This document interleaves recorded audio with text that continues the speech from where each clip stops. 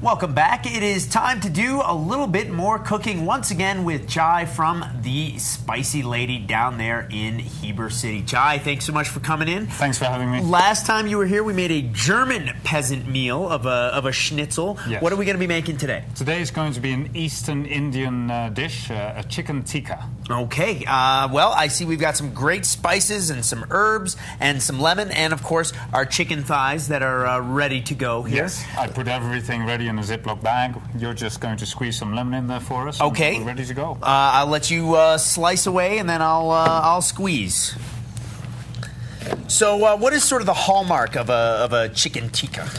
Well, the spices are very unique, and also we're going to mix those the chicken tikka paste that we're going to make with some yogurt, which is an unusual thing for a lot of other cooking. They tend not to use yogurt so much in actual main cooking. I'm also going to smash up some garlic here, which we're going to throw in the frying pan. That was a lovely technique there, I think. It's a Chinese cooking method, and you can't beat it. You can take a tiny little piece of garlic into tiny little pieces at a quick shake of a hand. And a little bit of violence, of course. And a little bit of violence, never hurts. Now, how long should these chicken pieces be marinating in the Normally, lemon? I would like to marinate them for about 2 hours. Okay. But since we have limited time, 10 minutes will be just fine. We'll be using some other chicken breasts chicken thighs that we prepared earlier. Just throw some prepared earlier. Yes, throw them in our PCTV refrigerator, and off we go. So how many cloves of garlic are we using? We're using 6 cloves of garlic. Okay. In here I have about 2/3 of a cup of olive oil, which is at sort of a low to medium temperature. We don't want to start burning stuff up because we'll be frying this paste for about 10 minutes as well. Okay. So we've got our garlic going, and then we've got a little mint. Yes. We're going to use that a little bit later. A little bit later on because it cooks a little bit, it burns rather quickly. Okay. What I have here is 2 tablespoons of coriander. Okay. I have 2 tablespoons of cumin. I have 1 tablespoon of turmeric. I have 1 tablespoon of garam masala. I have actually half a tablespoon of cayenne pepper. I have 2 tablespoons of paprika. And I have 1 tablespoon of ginger. Ginger. Yes. Wonderful. And you can get this complete recipe either by going down to the Spicy Lady, and Jai will be happy to share, or you can go to our website, parkcity.tv. Now, we're going to let this sort of simmer and cook down for about how long? For about 10 minutes or so. Okay. We're going to want a little paste. Now, we're also going to add about half a cup of red wine vinegar and about 2 tablespoons of water. All right. And we're just going to let this simmer quietly for about 10 minutes, and about a minute before we're all done, we're going to add a little bit of mint to it. All right, well, we're going to reduce that sauce down to a nice paste for our chicken tikka, and when we come back, we'll be cooking it up for you, so don't go away.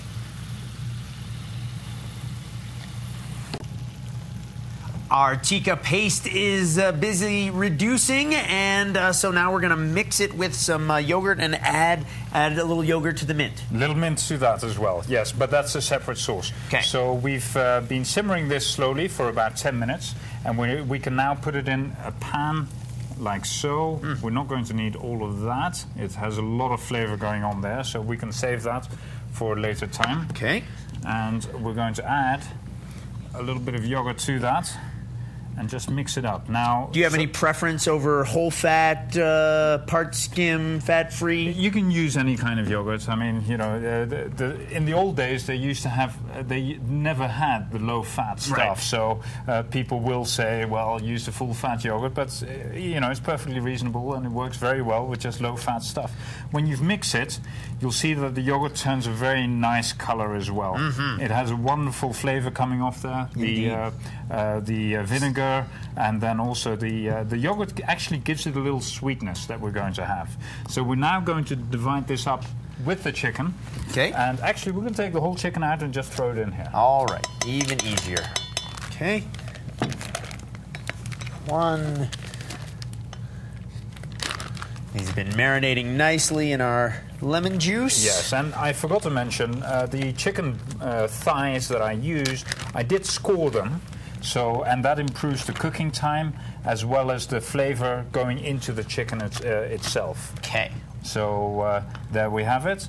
What I would now normally do is I would let this marinate for another hour or so in the fridge. You cover it up, and then when you're ready to barbecue this outside, then it'll have a lot of that flavor going into the chicken. Okay. Yeah. All right, but we don't have time for all of that, so we're going to move that under here, and we're going to finish up with our mint sauce. So a couple of leaves of mint. We're just going to chop that up nice and fine. And this is a very nice cooling sauce. It cools your mouth off instantly because yogurt is actually very good for taking away any heat that you have. And you used a nice amount of cayenne in the tikka sauce, so this will be a nice balance for that. Yes, it will certainly give somebody enough heat to make them cry a little bit. Yeah. Oh, that's a little bit too much. A little too much. So now we can just mix this up.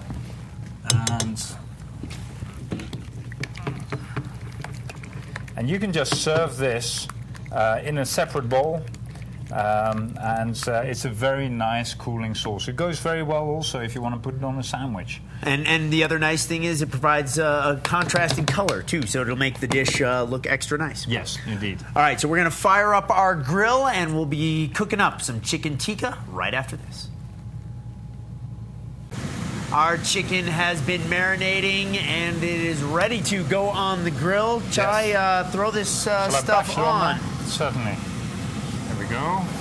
Now, this is something we're doing inside, but you could also do this outside on your barbecue. I wouldn't do it anywhere else but the barbecue, really. Especially when you get nice clouds of smoke like yes. this in our studio. There you go. All right, fabulous. And how long do you think, if you were doing it on a grill, maybe medium-high heat? Yes, medium-high heat, and I would probably do it for about 10 minutes on each side. You may want to do it 5 minutes on each side and then again for a second time over. Or if it's the middle of winter and, say, your barbecue is buried under the snow in the backyard, you could do this in the oven as well. Absolutely, yeah. 450 degrees, put a little foil underneath there, leave it running for about 15 minutes, 12-15 minutes. All right, fantastic. Now, again, tell people where the Spicy Lady is. The Spicy Lady is 139 North Main Street, right on Main Street, and you can't really miss us. And that's in Heber City. Yes, sir. And this is on the menu? This is a regular will be part? on our summer menu. Okay, and when does the summer menu kick in? April. April, so not too long from now. Some other interesting things that are going to be new? I'm already wearing shorts and everything. I know. Actually, we'll be swapping over about 70% of our menu. Okay, so come now and taste what's on the winter menu, the old stuff. And then come back again for the new stuff. Absolutely. All right, well, let's give this a taste. We grilled up a couple of these a little earlier. Nice little sprig of mint on the top. I'm just going to grab this with my fingers because, like I said, this is a barbecue dish, and we're going to dig in and definitely go down and visit the Spicy Lady in Heber City. That is fabulous. I'm glad you like it. A little taste of India right here in Utah. Indeed. Guy, always a pleasure. Oh, my pleasure. Thanks for having me. Don't go away. We'll be back with a whole lot more right after this.